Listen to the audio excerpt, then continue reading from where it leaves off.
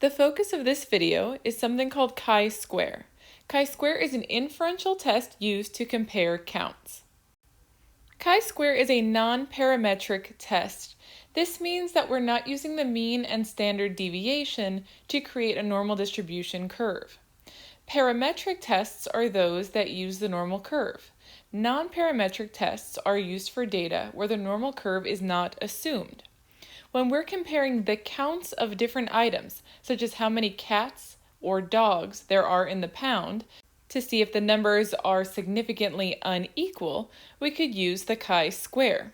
So the chi-square doesn't have the assumption of means and variances, and we don't typically have the same large sample sizes that might be required to find significance in some of the other tests, like correlation or ANOVA. Instead, the chi-square is used to assess whether the counts, or frequencies, of nominal variables are equal. That is, it's asking, are they similar to what we would expect by chance, and/or are they similar to one another? There's two different versions of chi-square. One is used to see if the counts of items in different groups are the same or approximately the same, and the other is done to see if the counts of items in different groups are similar to what is expected. Let's take a look at both of those scenarios with an example of a hypothesis. The first way you can use chi-square is to see if counts in groups are unequal. So for example, I could hypothesize that the number of cats and dogs at the pound are unequal. In this scenario, I'm hypothesizing that the frequency or count of cats is not equal to the frequency of dogs. That's the hypothesis. If I have a significant result, it will mean that the counts are significantly uneven. The second version of chi-square is used to see if the counts in groups are different than something expected. In the second version, we specify the proportion or frequency expected in each group. In this case, if we have a significant result, it means that what we observed was significantly different than what we expected when we expected them to be a specific kind of uneven. For example, let's say that I work at the pound and I observe that all the data from last year indicate that 60% of the animals that year were dogs and 40% were cats. If I hypothesize that the same thing will happen this year, then I'm hypothesizing that 60% of this year's animals will be dogs and 40% of this year's animals will be cats. Notice here that when I specify that it'll be 60% versus 40%, I'm specifying that there will be an uneven amount. If my result is significant here, it means that it is different than I had hypothesized. However, if the result is not significant, it would mean that the amount is similar or the same as I had hypothesized. Take a moment here to notice that this is a bit different than what we've seen in all of our other inferential tests. In t-tests, ANOVA, correlation, and regression, we're looking for a significant result to support our hypothesis. Instead, in chi-square, we're oftentimes looking for a non-significant result, which would indicate that things are as we expected. Oftentimes in chi-square, a significant result indicates that things are different than what we thought would occur. Here's why. The chi-square is used to see if counts are uneven or different than expected. So when it is significant, that means it's significantly different than what we thought we would see. This can cause there to be some confusing double negative kind of language to the way the results are interpreted. So, though specifying the hypothesis and interpreting significance is a bit harder in chi-square, what we'll typically notice is that the formula is quite a bit easier than some of the ones we've used before, such as the t-test, correlation, and ANOVA formula. Let's take a look at a few more scenarios where the chi-square could be used. Number 1, we could be asking, are people in statistics classes more likely to be one gender than the other, presuming a gender binary for this example? In this one, we would hypothesize that the number of male-identified persons and the number of female-identified persons is approximately equal. We could also hypothesize that they are unequal. In this one, I'm going to hypothesize that they are equal. So this will make our interpretation at the end a little bit easier. So if I hypothesize that the number of males and females are equal, then a significant result would indicate that they are unequal.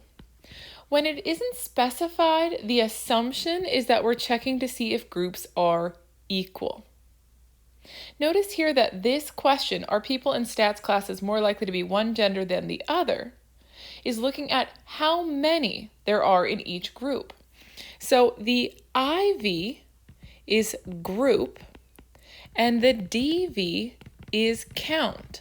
What we're looking at is whether different groups have different counts or frequencies. The symbol we often use here is this nice little curly F, which we use to stand for frequency or count. Let's look at another example of when the chi-square could be used. Upon reviewing student records, a teacher notices that the number of girls enrolled in extracurricular activities, 24, is more than twice the number of boys, 11, enrolled in those extracurricular activities. Before considering whether to launch a new campaign to encourage more boys to participate, the teacher wants to know if the difference is significant or if it's just likely due to chance. Let's look at what's going on here. The hypothesis is that the two group counts are actually not significantly uneven. That is, we want to check and see if they are even enough that this could be just due to random chance. Let's say that I have 40 boys and girls total who show up to my program. I'm unlikely to randomly get exactly 20 boys and exactly 20 girls. But if I got exactly 20 and 20, I would know my groups were not uneven. But what if I have 21 versus 19? Well, this is probably just due to random chance that even if an equal number of boys or girls are interested, that we're only slightly off, 21 versus 19. But there's a point at which the groups become so uneven in count that the counts seem to indicate something more than simple random chance. For example, in this scenario, the teacher notices that there are more than twice as many girls as there are boys, and this seems very uneven in count. But before we go forward with spending a lot of time or energy, money into creating a campaign to encourage more boys to apply to this program, we would first want to check to see, is there a significant difference, or could this kind of difference actually have occurred likely due to simple random chance? In this case, if we had a significant result, it would say that these groups are unequal. So we would specify that we expected things to be equal. Up here, we expect things to be equal. Let's look at the third one. A gym owner is investigating patrons' preferences for sports drinks to determine which beverages to stock in the gym's snack bar. He conducts a blind taste test among 6 products and asks patrons to identify which beverage they liked the best. He wants to know if the patrons have a significant preference for any of the drinks. What this person is interested in is whether or not the frequency of drink 1 is different than the frequency of drink 2, which is different than the frequency of drink 3, 4, 5, and 6. Essentially here, the hypothesis is that each of these 6 versions of the sports drink are equally likely to be selected. Here, if we get a significant result, it would mean that the counts are unequal among the groups. In this scenario, if we have a significant result, it means that there is a preference for at least one of these drinks relative to at least one other of these drinks. So here you can see how this would foster some good decision making. Let's say that I find that there's a significant difference here, and when I look at the counts, I see that there were a lot more people than I expected who liked drink number 2. Well, then I'm going to order more of drink number 2 to stock at my snack bar because I don't want to run out or waste space on inventory, such as maybe drink 5 doesn't have a lot of people who liked it.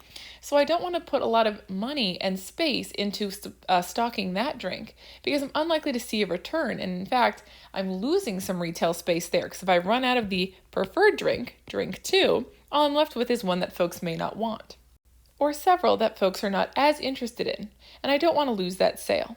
Let's look at one more. An organization that advocates for political involvement among college students wants to determine whether there are differences among political party affiliations of students enrolled at a local liberal arts college, i.e., we want to know if there are unequal frequencies of political party affiliation.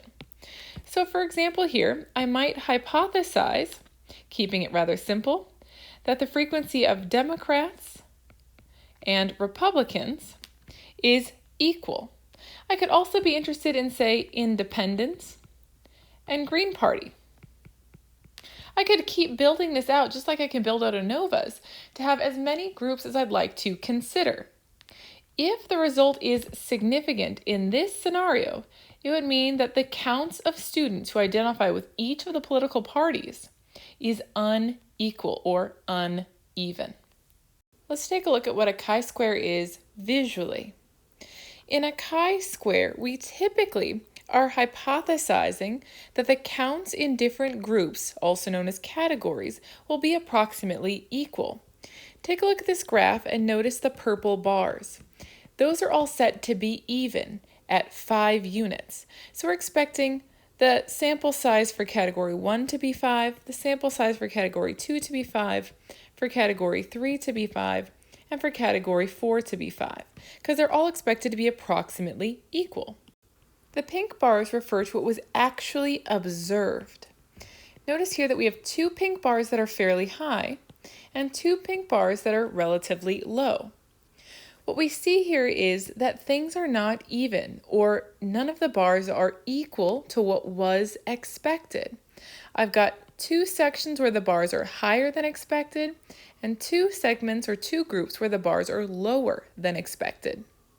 So I expect 5 in each group for a total of 20, but I observed that the counts were 7, 7, 4, and 2.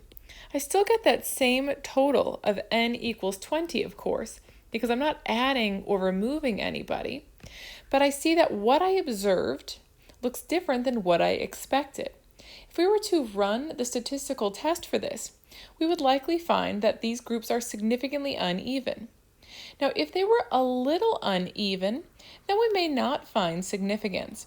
But we've got 2 groups that are 2 units above the expected, 1 group that's only 1 unit away from expected, so that one's pretty close, and we have 1 group that is 3 units below. That's a pretty big drop, so we might find a significant result here. If we were to find that this result was significant, it would mean that the groups are so uneven in count that it's unlikely that this would happen due to chance if in reality all of the groups would have been equal.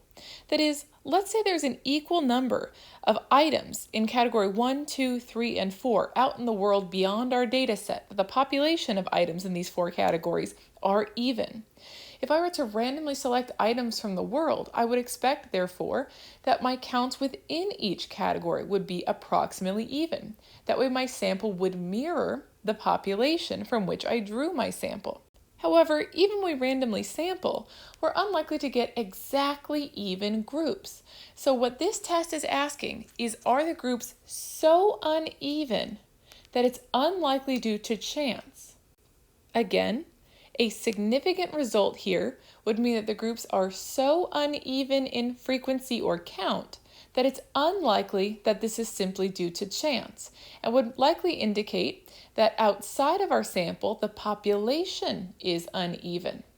However, if our result was not significant, it would mean that our counts or frequencies are approximately equal, at least within what we would expect due to random chance, and thus we can presume or we can infer that the population counts are also approximately equal. Let's take a moment here to talk about how a hypothesis gets created for a chi-square test. Well, the chi-square test is known as a goodness of fit test. What it's looking for is whether the counts that we observed are similar or equal to what was expected. But that expectation has to be based on something. So oftentimes our expectation is based on theory, like our belief about what's true in the world, And it can sometimes be based on what we've seen in reality before. Like in the example where I said, last year 60% of the animals were dogs and 40% were cats. And so I'm setting my hypothesis to be that it's going to be 60% versus 40% again, because that's similar to what I've seen as true in the world previously. So before we conduct any statistical test, any inferential test, we always must have some kind of rationale. In the chi-square test, we look at theory or previous experiences, that is, knowledge we have of other data sets or other findings to help us decide whether our groups should be set at expecting they are equal or specifically unequal. Now let's take a look at two more examples. One will be familiar from the previous slide, the other one will be used to show you a different way we could specify our chi-square. A researcher might expect males and females to be represented equally in extracurricular activities. In this case, the expected frequency for males would be 50% of the total sample size or enrollment, and the expected frequency for females would also be 50% of the total sample size or enrollment. Again, this is one of those examples where we're expecting the groups to be even. If we test this and we have a significant result, it would mean the groups are significantly uneven. So what we're looking for is the observed counts to be equal because the expected counts are equal. But let's take a look at this scenario down here where I've drawn us a new graph. Here we're expecting the groups to be specifically unequal. In this one, suppose we have three different groups where we expect the frequencies to be uneven. The expected frequencies are marked with the purple bars. Notice here that group 1 is expected to have the least number of people in it, or the least number of items. Group 3, the second least, and group 2, the most. Compare this to the observed bars. We see here that the expected and observed count for group 1 is the same. For group 2, the observed is equal to the expected, and for group 3, the observed is also equal to the expected. So if we were to run a test here to see if the groups were significantly different than expected, what we'd find is that there is not a significant difference because the groups, though they are different from one another, are equal to what was expected. So this would be not significant. The hypothesis that the groups are different than expected would not be supported. Therefore, if I hypothesize that the groups would be different than the expected columns, then this hypothesis would not be supported if we had this non-significant result. But here's where we have to be really careful with chi-square. Because let's say I had hypothesized that the groups would have frequencies equal to what is noted as expected. I'd be saying I expect the pink bars to be equal to the purple bars. If this was my hypothesis, this non-significant result would in fact support my hypothesis. Because if I hypothesize groups will be as expected and I get a non-significant result, that means the groups are equal to what was expected. So to clarify, whenever your result for a chi-square is significant, what it's telling you is that the observed frequencies were different than what was specified as the expected frequency. Whether the result supports or refutes the hypothesis depends exactly on what the hypothesis was. If I hypothesize that the groups will be as expected, which is typically how we write our hypotheses in chi-square, then a significant result would refute my hypothesis. Because if I hypothesize groups are as expected, then the significant result is showing they are not as expected. However, if I were to hypothesize that the groups were not as expected, and the result was significant, it would support my hypothesis because the significant result always indicates to us that the observed frequencies were different than expected. So in order to conduct our chi-square, we first must formulate our hypothesis. our hypothesis will have a corresponding null. So we must formulate the set. What is the research hypothesis and what is the corresponding null hypothesis? From that, we can determine the critical value for our test. I will give you the critical value anytime we do a chi-square, either in this video or in any assignments or exams in class. You will not need to acquire nor use a critical value table for any of our chi-squares. I will always give you the critical value. Once we've done that, we will use the formula, which I'll show you in a moment, to calculate the test statistic. The symbol we use for the result of a chi-square looks like a semi-curly X with a square sign. We then make a decision as to whether the null hypothesis is supported or whether the research hypothesis is supported, and we then interpret our results and report them in APA format. Just as in any other test, we must find the degrees of freedom. The DF for a chi-square is equal to the number of groups minus 1. So if I have 3 groups, my DF is 2. If I have 10 groups, my DF is 9. It doesn't matter what the sample size is, because DF is simply number of groups, or levels of the ivy, minus 1. The chi-square formula asks us to find the observed count for the first group and subtract from that the expected count for the first group. We then square that number. After we've done that, we divide that number by the expected number. So the expected appears twice. We do this for each group. Therefore, if I have 2 groups, I'll do this whole thing 2 times. I would find the observed minus expected for group 1, square it and divide it by the expected for group 1. Then I would repeat to find the observed minus expected for group 2, square it, then divide it by the expected for group 2. If we had 3 groups, we would repeat this 3 times. 4 groups, 4 times. Once we have found the observed minus expected squared divided by expected for each group, we simply sum them up to get our chi-square result. Let's take a look at another way I could write this exact same formula, showing all the pieces. Here, I have 2 groups. Assume I'm trying to find the chi-square for the 2 groups. I would first find the observed count for the first group. I would subtract from that the expected count for the first group, and then I'll square that number and divide it by the expected for that first group. Notice here that this number appears twice in the formula. I'll then repeat that for group 2. I'll find the observed for group 2, subtract the expected for group 2, then square, and divide it by the expected for group 2, again noting the observed count occurs twice. Then I'm going to do my final step, which is simply add those 2 numbers together, and I have my chi-square result.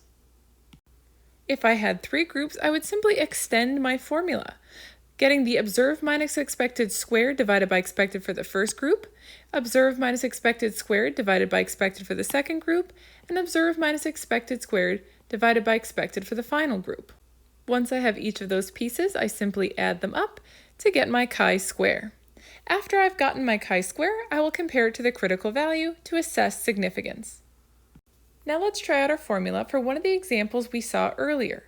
We're going to presume a gender binary in our sample for this example. Suppose that we hypothesize that the frequency of boys is equal to the frequency of girls in our after-school program. I can write this in symbol form or in sentence form. Now let's look at what we observed. Well, we saw in the earlier example that there were 11 boys and 23 girls. So we need to find out what our full sample size was. Our total sample size is 11 plus 24. That means our total sample of students in the extracurricular activities is 35. Now, we're expecting the number of girls and boys to be equal.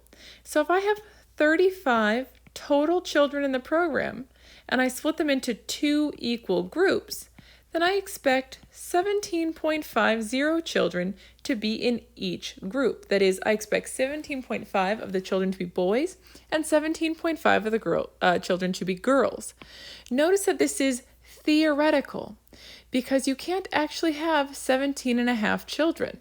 You're either a child or you're not a child. You can't be half a child or half in the program. So our expected frequencies can sometimes be set at numbers that are not possible in reality.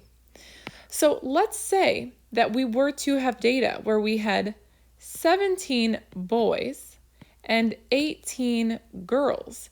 Well, that's as close as this could be in reality to the expected, because we can't have 17 and a half in either group.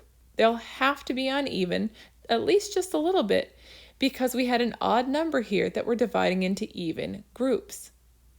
So keep that in mind when we're looking at the chi-square. Your expected frequency can be a number that is not possible. We're not looking for our observed counts to be exactly as expected. We're simply asking, are they close enough for us to determine that their difference is likely due to just random chance. So I've put my expected counts into the table for each of the groups, and I have them set at equal because I said let's set our hypothesis stating that the two groups would be equal in frequency. We're now ready to plug this into the formula. As specified in my formula, I need to find the observed and the expected for each group. I'll start here with the boys.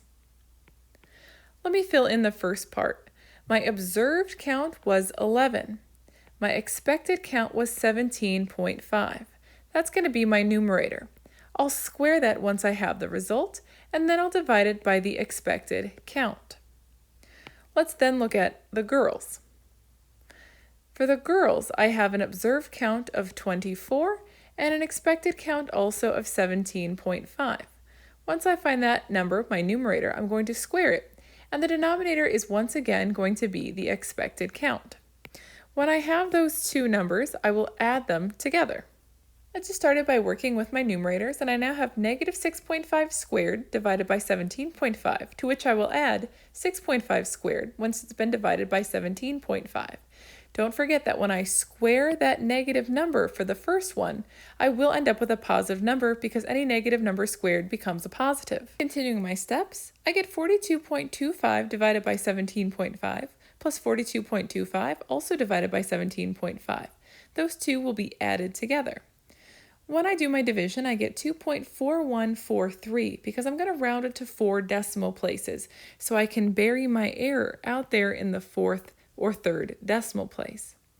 My other result for the girls group was also 2.4143. When I add these together, I get the chi-square equals 4.8186. We always round our final answer to the hundredths place, so my final answer will be 4.82. Now we're ready to determine whether our result is significant, so I'm going to clear some space.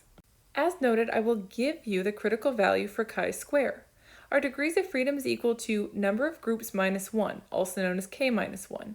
We had 2 groups from which we subtract 1, so our df equals 1. Whenever you do a chi-square with a df equal to 1, your critical value is always going to be 3.84 if you're using p less than 0.05. That's what we will always use in our class. So let's compare that to our obtained value of 4.82. Our obtained value is greater than our critical value, so our result is significant. P is less than 0.05. Now let's put that into the context of our hypothesis. We had hypothesized that the groups would be equal. When we have a significant result in chi-square, it means the groups are different than expected. So here, the significant result means that the groups are significantly unequal. So if I hypothesize that the group counts would be equal, then this significant result counters my hypothesis. For my APA, I always start by saying the test used and the hypothesis. So for this one, I'll start by saying a chi-square was used to test the hypothesis that the number of boys, 11, and girls, 24, were even. I would then say my result. However, group counts were significantly uneven. Chi-square with 1 degree of freedom equals 4.82 and p is less than 0.05. Then I'll give my conclusion. The hypothesis, therefore, was not supported. Now, What if I had hypothesized that the group counts would be significantly uneven? If I had hypothesized that the group counts would be significantly uneven, I would have been correct. And I would instead write, a chi-square was used to test the hypothesis that the number of boys, 11, and girls, 24, were uneven. The group counts were significantly uneven. Chi-square of 1 equals 4.82, p less than 0.05. The hypothesis, therefore, was supported. So you see, if I had my hypothesis going the other direction, that is, I hypothesized the groups would be uneven, the results would be the same, but my sentences would be slightly different. I would be restating my hypothesis to say the groups will be uneven. I would take away that however and say group counts were significantly uneven, and then my final conclusion would be tweaked because in that case my hypothesis would have been supported because this is showing that they were significantly uneven. So chi-square is a bit of a funny test, as I pointed out before, because sometimes people write it specifying groups will be even. Other times we write them specifying groups will be uneven, but the test is run the same no matter what. And the significance always indicates that the groups were different in count that was observed than in count that was expected. Now let's talk about that scenario where the chi-square specifies that the groups will be uneven, that second version of a chi-square. And this time we're going to expand it out to have 4 groups. Suppose that in recent years, the number of traffic accidents has increased along a stretch of highway, and you suspect that the types of vehicles involved in accidents has changed. That is, you think different proportions or counts of different kinds of vehicles are involved in accidents. A survey was conducted 15 years ago that found 15% of accidents involved trucks, 20% involved motorcycles, and 50% involved passenger cars, while 15% involved other miscellaneous types of vehicles. Those are our data on which we will build our rationale for what we expect. So in the current year, I'm going to expect that things are as they were 15 years ago for my expected counts. Now we have new data. Let's talk about what we've observed. Suppose that this year we observe 200 accidents, and that of those 200 accidents, 40 of them involve trucks, 50 involved motorcycles, 70 involved passenger cars, and 40 were miscellaneous vehicles. We've started organizing our information, so we might notice now that we're missing something from the past. We don't know what that sample size was. We need to convert those percentages. So I've made this one a little trickier. In fact, I borrowed this from Toothaker, Miller, and Bond's 1996. This was an example they had for their lesson plan. So I have the past as percentages, but the current as counts. Everything must be converted to counts in order for us to compute a chi-square, because that's what the formula calls for. So let me convert.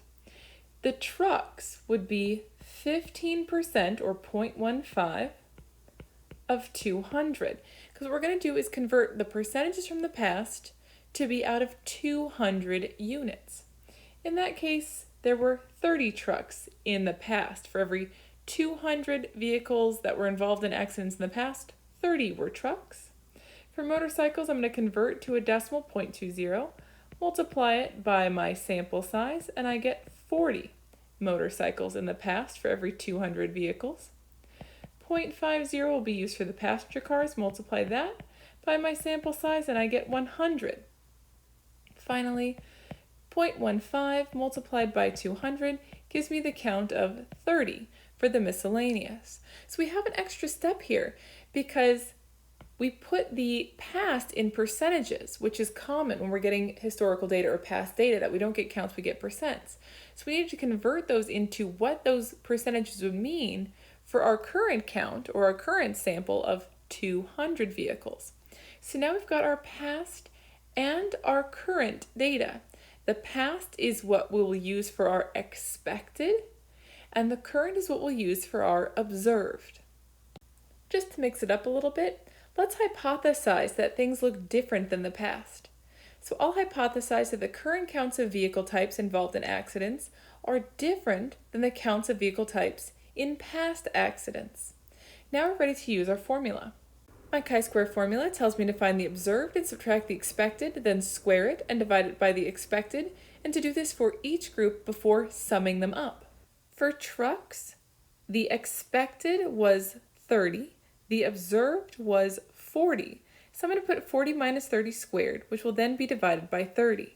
I'll do the same thing for all four groups using their respective numbers. For motorcycles, I get 50 minus 40 squared divided by 40. For passenger cars, I have 70 minus 100 squared divided by 100.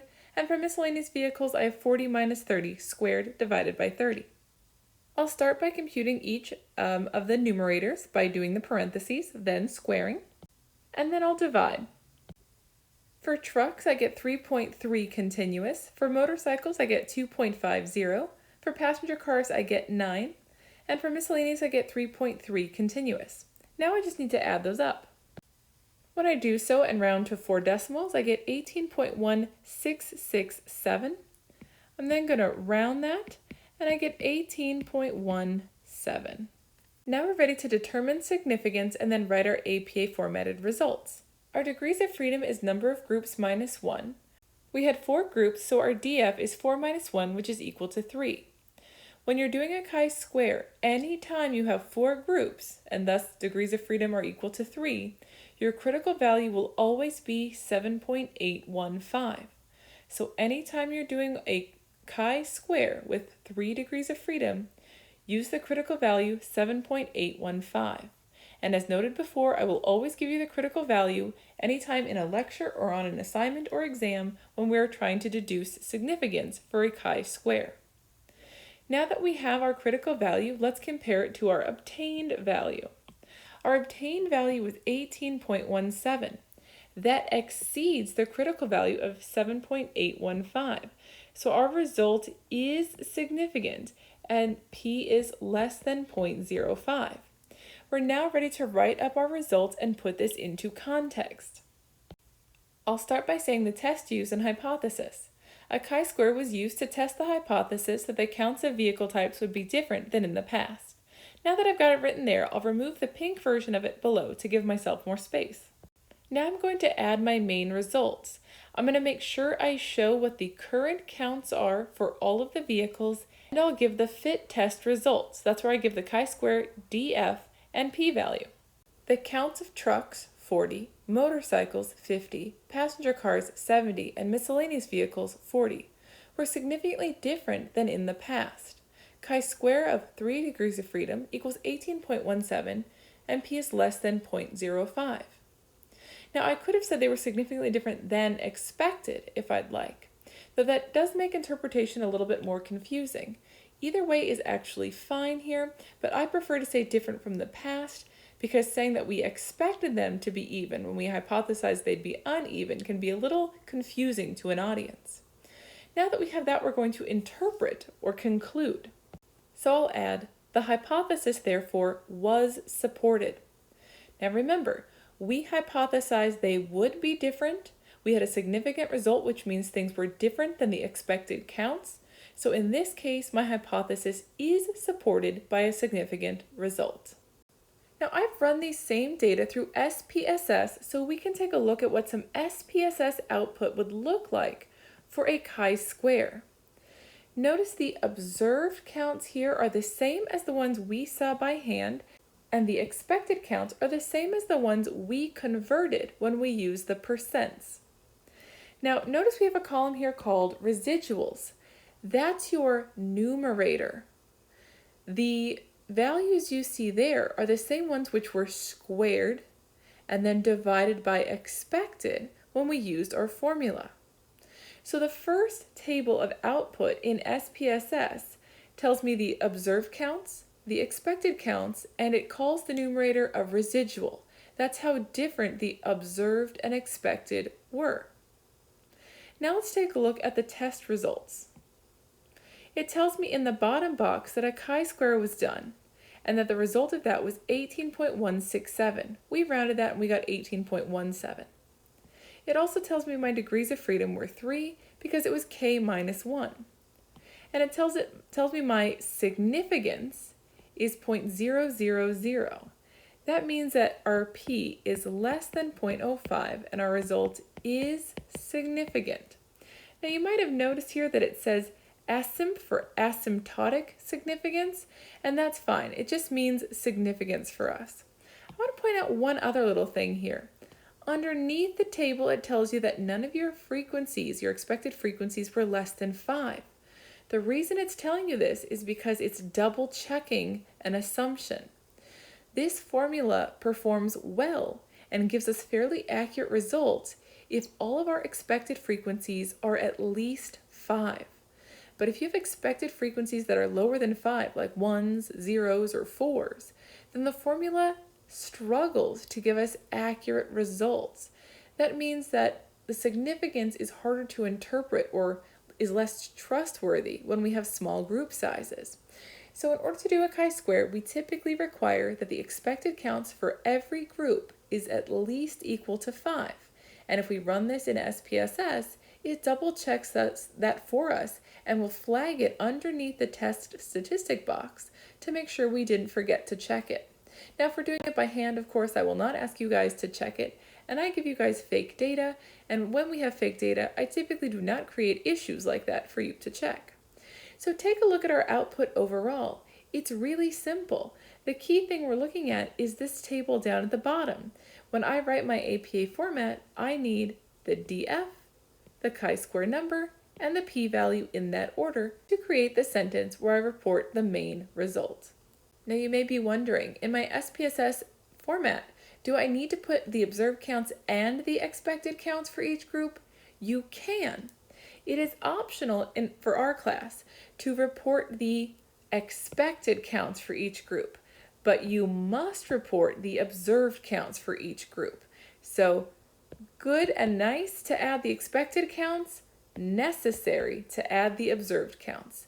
So my APA formatted write-up is going to have the observed counts for each group and all of these numbers down here in the bottom table. We will not be doing a chi-square with more than 2 variables, but if we were going to do this, we would use something called a crosstabs. This is something you might learn about if you go on in statistics. So if you have to use this in the future, I want to make you aware of its existence now. This is where we look at whether 2 grouping variables have counts that are similar, like if we're looking at whether gender and ethnicity is evenly distributed, so that we have an equal number of males of each ethnicity as we do of females of each ethnicity. If we were to do that, we would set up our data, click Analyze, Descriptives, and then Crosstabs. And then we would run following some of the details here, but I'm not going to get into them in this video since that's not part of the requirement for our class. So that's chi-square. We have 2 versions of chi-square that we can use. One where we assume that the groups will be equal in count, or we expect them to be equal in count, and one where we expect them to be specifically unequal. When doing a chi-square, you need to be careful to first figure out which of those 2 scenarios you're in. Are you looking at counts where you expect even amounts or uneven amounts? From that, we set our expected counts, then get our observed counts, subtract, square, divide, then add all those pieces, check significance, and write our APA formatted results. To recap, the chi-square is used anytime we want to compare the counts of items or persons among different groups or among different levels of an independent variable. No means or standard deviations are calculated in chi-square because we do not have quantitative variables. Instead, we're counting qualitative things and comparing those counts.